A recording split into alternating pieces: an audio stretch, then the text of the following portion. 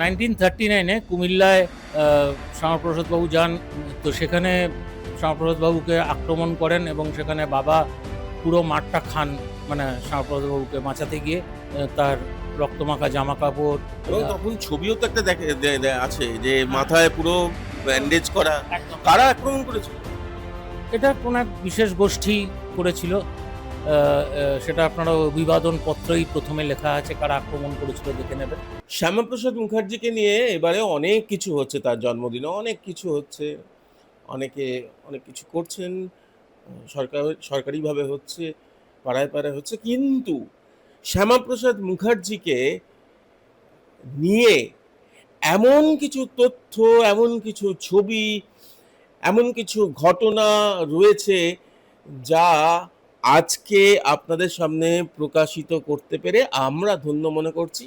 আর আমরা রয়েছি যার সঙ্গে, তার বাবা স্বয়ং শ্যামাপ্রসাদ মুখার্জির সঙ্গে ছায়া সঙ্গীর মতো ছিলেন, এবং কি কি রয়েছে, কি কি ঘটনা, তার ছোট্ট একটা উদাহরণ প্রথমে সেটা দিয়েই শুরু করি। একবার কোথায়, যেটা বলছিলে তুমি, চন্দ্রনাথ দা, পরিচয় করে দিই, চন্দ্রনাথ দা সংগ্রাহক, মানে সংগ্রহ করে রাখেন সব কিছু, এই জন্য এটা খুব ভালো, আমরা তো সব ফেলে টেলে দিই, গুরুত্বটা বোঝেন। যে যে কথাটাতে একদম বিষয়ে ফিরে আসি, মুসলিমরা আক্রমণ করেছে বাংলাদেশে, এখানে সেখানে, না না আমি সেটা শুনবো, সেইটা শুনবো, সে মানে গায়ে কাঁটা দিয়ে উঠছে সেই জায়গাটা। শ্যামাপ্রসাদ মুখার্জিকে আগলে আপনার বাবা পুরোটা মার খেয়েছিলেন, মানে কি হয়েছিল একটু বলুন না, তার আগে মানে না, ওটা দিয়ে শুরু করি। ওটা দিয়ে শুরু করি। ওটা দিয়ে সবাই এটা 1939-এ কুমিল্লায় শ্যামাপ্রসাদবাবু যান এবং সঙ্গে আমার বড় জেঠামশাই জাস্টিস এন সি চ্যাটার্জি, তার কথায় পরে আসছি। তো সেখানে শ্যামাপ্রসাদবাবুকে আক্রমণ করেন এবং সেখানে বাবা পুরো মাঠটা খান, মানে শ্যামাপ্রসাদবাবুকে বাঁচাতে গিয়ে তার রক্তমাখা জামা কাপড় সব কিছুই আছে আমার কাছে। এবং সে ফিরে আসার পর বাবাকে বঙ্গীয় হিন্দু মহাসভা থেকে একটা অভিবাদন দেওয়া হয়, যেটা আপনাকে দেখালাম। এবং তখন ছবিও তো একটা আছে যে হ্যাঁ। মাথায় পুরো ব্যান্ডেজ করা। একদম। কারা আক্রমণ করেছিল? এটা কোনো এক বিশেষ গোষ্ঠী করেছিল। সেটা আপনারা অভিবাদন পত্রেই প্রথমে লেখা আছে কারা আক্রমণ করেছিল, দেখে নেবেন। মানে কোনো বিশেষ সম্প্রদায়, বিশেষ মুসলিম সম্প্রদায়। মুসলিম মুসলিম সম্প্রদায় বলেই দিয়েছি। হ্যাঁ, মুসলিম সম্প্রদায় আক্রমণ করেছিল। এবং সেটা তারপরে অমৃতসরেও একটা এরকম ঘটনা ঘটে, সেখানেও লাঠিচার্জ হয়, সেখানেও বাবা মার খান। এবং সেখানে ব্যাঙ্গালোর থেকে যে কাগজটা আপনার দেখলাম, 1939-এর কাগজ, ব্যাঙ্গালোর থেকে প্রকাশিত, সেখানে পুরো বাবার বক্তব্যটা ছাপা হয় এবং সেখানে লিখেই দেওয়া হয় যে এনসি চ্যাটার্জির ভাই হিসেবে বাবা এই লাঠিচার্জটা করেছিলেন। বাবার নাম এবার বলুন প্রথম থেকে, বাবার নাম বলুন, এবং কি কি শ্যামাপ্রসাদ মুখার্জির সঙ্গে এই যে সম্পর্ক, গভীর নিবিড় সম্পর্ক, সেইটা একটু বলুন। আপনার পারিবারিক একটু একটু সবাই জানতে চায়, এবং এই ছবিগুলো যা যা রয়েছে সংগ্রহ, একটুখানি আমাদের দর্শকদের জন্য এটা তুলে ধরা দরকার। না, ব্যাপারটা হচ্ছে যে আমি মানে যেহেতু প্রীতম তুমিই বলি, তোমাকে আর আপনি আজ্ঞা করতে পারছি না। যেহেতু তুমি এসছো বলে আমি এগুলো দেখালাম, কারণ আমি কোনোদিন প্রচার করিনি এগুলো নিয়ে। আমার কাছে আছে আমার পারিবারিক জিনিস, আজকে তুমি বলেই এটা আমি দেখাচ্ছি। ধন্যবাদ। প্রথম কথা হচ্ছে যে আমাদের পরিবারের সঙ্গে শ্যামাপ্রসাদ বা মুখোপাধ্যায়ের পরিবারের একটা অঙ্গাঙ্গী আত্মীয়তা আছে। আত্মীয়তা কীভাবে না, আমার ঠাকুরদা ভোলানাথ চট্টোপাধ্যায় এবং স্যার আশুতোষ দুই অভিন্ন হৃদয়ে বন্ধু ছিলেন। যেহেতু আমার পারিবারিক পৈতৃক বাড়ি ভবানীপুরের হরিশ মুখার্জি রোডে এবং ওনাদের এখনকার আশুতোষ মুখার্জি রোডে, এবং আমার বাবা স্যার আশুতোষ মুখোপাধ্যায়কে পিসেমশাই বলে ডাকতেন। শুধু তাই নয়, এই দুই পরিবার মিলে একসঙ্গে বেড়াতে যেতেন।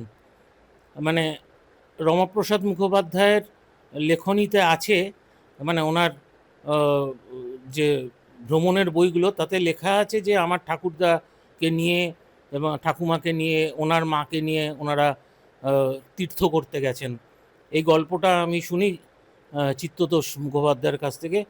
এবং আমাদের পরিবারের সঙ্গে ওনাদের যে সম্পর্ক, যেটা চিত্ততোষবাবু লিখে দিয়েছেন তোমায় দেখালাম, ওটাতেই প্রমাণিত হয় যে কতখানি আন্তরিক সম্পর্ক ছিল আমাদের দুই পরিবারের। তো আমার বড় জ্যাঠামশাই হচ্ছেন শ্রী এন.সি. চ্যাটার্জি, তৎকালীন বিখ্যাত সাংসদ, বাগ্মী এবং আইনজীবী, যিনি শ্যামাপ্রসাদ বাবুর সঙ্গে মিলে হিন্দু মহাসভা প্রতিষ্ঠিত করেন। ফলত বাবা যেহেতু এন.সি. চ্যাটার্জির ছোটো ভাই, বাবা সারা জীবন শ্যামাপ্রসাদ বাবুর সঙ্গে তার যৌবনে রাজনীতি করে গেছেন, ছায়াসঙ্গী ছিলেন, চতুর্দিকে ঘুরতেন। বাবার তোলা কিছু ছবিও তোমাকে দেখালাম, শ্যামাপ্রসাদ বাবুর ছবি। এবং যে চিঠিগুলো বাবাকে লেখা ব্যক্তিগত চিঠিও তোমায় দেখালাম, সেখানে শ্যামাপ্রসাদ বাবু লিখছেন যে তোমার দাদা এখানে এসেছিলেন, মানে দিল্লি থেকে লেখা, দিল্লিতে এসেছিলেন, এখানে ছিলেন, কলকাতায় ফিরে তোমাদের সঙ্গে আলোচনা করব। এরপরে যখন শ্যামাপ্রসাদ বাবু জনসংঘে চলে যান, আমার বড় জ্যাঠামশাই নির্দল প্রার্থী হিসেবে দাঁড়ান, বাবা আর রাজনীতিতে যাননি। বাবা তখন সংস্কৃতি চর্চায় মন ঢেলে দেন।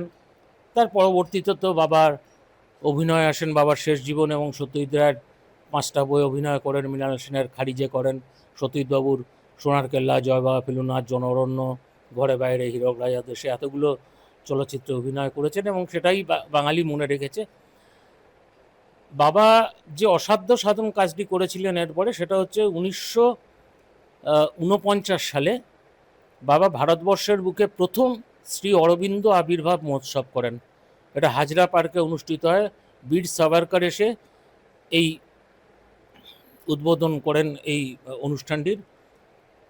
তার ওয়ার্কিং প্রেসিডেন্ট ছিলেন শ্যামাপ্রসাদ মুখার্জি। আমার সেটাও ডকুমেন্টস দেখালাম। আমার বড় জ্যাঠামশাই এন.সি. চ্যাটার্জি ছিলেন প্রেসিডেন্ট এবং ভাইস প্রেসিডেন্ট ছিলেন ডক্টর কালিদাস নাগ, আমার বাবার সেক্রেটারি। এটা একটা ঐতিহাসিক জিনিস বাবা করেছিলেন। সে সময় মানে সমস্ত আলিপুর বোমা মামলার যারা দোষী ছিলেন তাদের একটা ট্রলারে করে বসে উল্লাসকর দত্ত, হেমচন্দ্র কানুনগো এদের নিয়ে উনি আসেন হাজরা পার্কে। সেটা মানে বাঙালি মানে উতলে পড়েছিল সেই দৃশ্য দেখার জন্য। তো শ্যামাপ্রসাদ বাবু এইভাবেই যুক্ত ছিলেন বাবার সঙ্গে। মানে বাবা বলা যায় যে বাবা ছায়াসঙ্গী হিসেবে ছিলেন শ্যামাপ্রসাদ বাবু। এবং দুই তারকেশ্বরের ঘটনা, যে চিঠিটা, ওটা আমাকে আর একটু ঐতিহাসিক তথ্য জানতে হবে, কারণ একজন ইতিহাসবিদ আমায় বলে গেছেন যে ওই চিঠিটা হচ্ছে যে তারকেশ্বর সম্মেলনের যে করা হবে, যেটা ঐতিহাসিক সম্মেলন, সেই সম্মেলনের আগে যে তারকেশ্বর সম্মেলন হবে এটা গৃহীত হয়েছিল যে মিটিংয়ে, সেই মিটিংয়ের চিঠি হচ্ছে ওইটা। তাতেই শ্যামাপ্রসাদবাবু নিজে হাতে সই করা এবং নিজে হাতে কারেকশন করা একটা শব্দ যে হয়েছে। এখন আমাকে বাবা সারা জীবন, শ্যামাপ্রসাদবাবু মানে বাবা যখন শেষ বয়সে বাবার স্মৃতি বিহবলতায় ভুগেছিলেন, তখন হঠাৎ করে যখন স্মৃতি ফিরে আসতো, ওই চিৎকার করে বলতেন আমার শ্যামাপ্রসাদদা ডাকছে, যেতে হবে, আলাউদ্দিন খাঁ ডাকছে, আলাউদ্দিন খাঁ এসে দাঁড়িয়ে আছে, চলো আমায় নিয়ে চলো। আলাউদ্দিন খাঁ সাহেব আমাদের বাড়িতে 18 দিন ছিলেন এবং বাবার একটা বিরাট জীবন, মানে হেন কোনো লোক ছিল না যার সঙ্গে বাবার আলাপ ছিল না। আমি তো দেখালাম বারিন ঘোষের থেকে আরম্ভ করে শ্রীমার সবার লেখা চিঠি বাবাকে ব্যক্তিগতভাবে আমার কাছে রয়েছে। তবে ছেলে হিসেবে যখন দেখলেন, আমিও আপনিটা চলছে না, যখন তুমি দেখলে ছেলে হিসেবে যে এরকম বাবার একটা ছবি, তার মাথায় মানে এরকম ভাবে মাথা ফেটে গেছে, সেই জামার রক্ত মাখা জামাও রয়েছে, এগুলো রয়েছে, তো শিউরে উঠেছিল তখন। মানে তখন কি তুমি ফিল করেছিলে সত্যিকারের এই যে পশ্চিমবঙ্গকে জন্ম দেওয়া বা কাশ্মীরে যাওয়া, এগুলো তোমার চোখের সামনে? তো দেখো, আমি একটা কথা বলি, আমি বাবার খুব শেষ বয়সের সন্তান। মানে আমি বাবার যখন 50 বছর বয়স আমি হয়েছি, তো বাবার যৌবনের দৃপ্তময় দিনগুলো তো আমি দেখিনি, সেটা আমার দিদি দেখেছেন। আমার দিদি আমার থেকে 20 বছরের বড়, দিদি এখনও আছেন আমার সঙ্গে। আমি বাবার পড়ন্ত বেলাটা দেখেছি এবং বাবার মুখ থেকে যে গল্পগুলো শুনেছি সেগুলোই, এবং সংগ্রহ করা যে জিনিসগুলো রয়েছে, সংগ্রহগুলো সেটা তো বাবার কাছ থেকেই পাওয়া। বাবার, এবং আমরা এই যে কলকাতা নিয়ে আমি চর্চা করি, কলকাতা নিয়ে গবেষণা করি, আমার যে লেখা, আমার লেখালেখি, ছবি দেখে শিউরে ওঠো কিনা? না, সেটা তো একটা শিহরণ আসে, এটা নিজের তো একটা, হ্যাঁ তাই না, মানে একটা তো শিহরণ আসে। মানে দলিল দলিল মানে হ্যাঁ, মানে এটা মানে যতই নতুন করে সিনেমা তৈরি হোক, যতই এআই দিয়ে তৈরি হোক, কিন্তু এই যে ব্ল্যাক অ্যান্ড হোয়াইটে দেখতে পাচ্ছি, আমরাও তো ছবিটা দেখে মানে বারবার মনে হচ্ছে যে তাহলে মানে কি চলেছিল। হ্যাঁ, সাংঘাতিক, মানে সেই একটা যুগ ছিল। কারণ আমি আমার বড় জ্যাঠামশাইকে আমি খুব ছোটবেলায় দেখেছি, মানে তার মতন অসাধারণ বাগ্মী এনসি চ্যাটার্জি তখন সারা ভারতবর্ষের একটা পরিচিত নাম। যেমন স্যার শ্যামাপ্রসাদ মুখার্জি, ডক্টর শ্যামাপ্রসাদ মুখার্জি যেমন একটা উচ্চারিত নাম, সেই সময় এনসি চ্যাটার্জিরও উচ্চারিত নাম। এবং তারকেশ্বর আহ, আহ, মহাসম্মেলনে বড় জ্যাঠামশাই যে ভাষণ দিয়েছিলেন, প্রারম্ভিক ভাষণ, সেটা নাকি একটা মানে জন আন্দোলনে পরিণত হয়েছিল সেই ভাষণটা। এটা মানে কথিত, আমি শুনেছি। এবং আহ, এখনো একজন বিশিষ্ট নেতা তিনি বলেছেন, সেই উল্লেখ করেছেন সেই ভাষণটার কথা তার বক্তব্যে।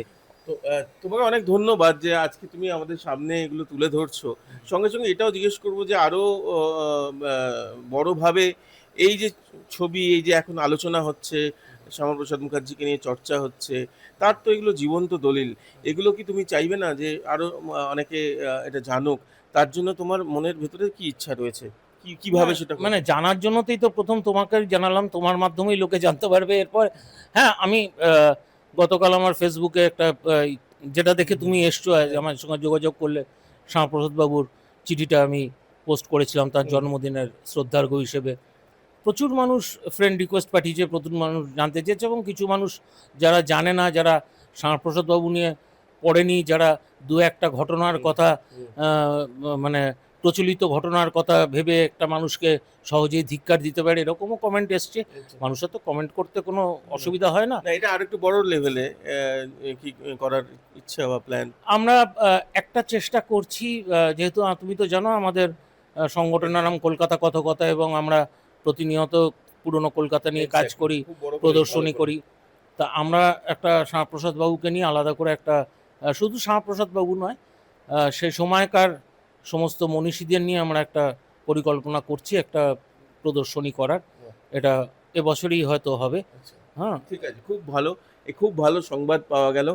আর এবং হ্যাঁ। সব থেকে বড় কথা, আহ, এনসি চ্যাটার্জির, আমার বড়জন্ম মশাই এনসি চ্যাটার্জির পুত্র, খুব বিখ্যাত মানুষ, সোমনাথ চট্টোপাধ্যায়, যিনি হুম। প্রথম বাঙালি স্পিকার লোকসভার, তার কথাটাও তো বলতে হয়। হুম। তিনিও তো একদমই। ভারতবর্ষের একজন অন্যতম। অবশ্যই, সে নিয়ে কোনো সন্দেহই নেই কারোর। একদম। সেটা তো বটেই। খুব খুব ভালো, ভালো লাগলো।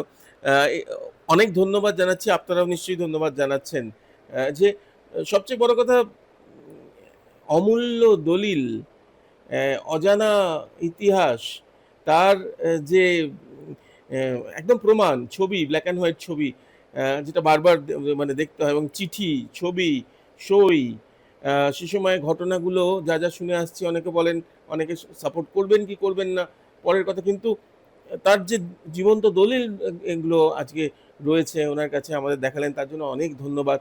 এবং আপনারাও তো দেখতে পেলেন, আবারও বারবার মনে মনে হচ্ছে এই সেই ছবিটা, ব্ল্যাক না, অ্যান্ড এবং হোয়াইট ছবিটা। সব থেকে বড় কথা তোমায় যেটা দেখালাম, হুম। যে শ্রী অরবিন্দ আবির্ভাব মহোৎসবে শ্যামাপ্রসাদ বাবু শ্রী অরবিন্দকে নিজের একজন মানে হিসেবে ভাবতেন, মানে ওনার আদর্শে উনি অনুপ্রাণিত হয়েছিলেন, হ্যাঁ, যার মেন্টর জন্য বা আদর্শ। মেন্টর, হ্যাঁ, হ্যাঁ। যার জন্য উনি ওই চিঠিটা, উনি নিজে ওয়ার্কিং প্রেসিডেন্টও ছিলেন, মানে ওই চিঠিটা সই করেন।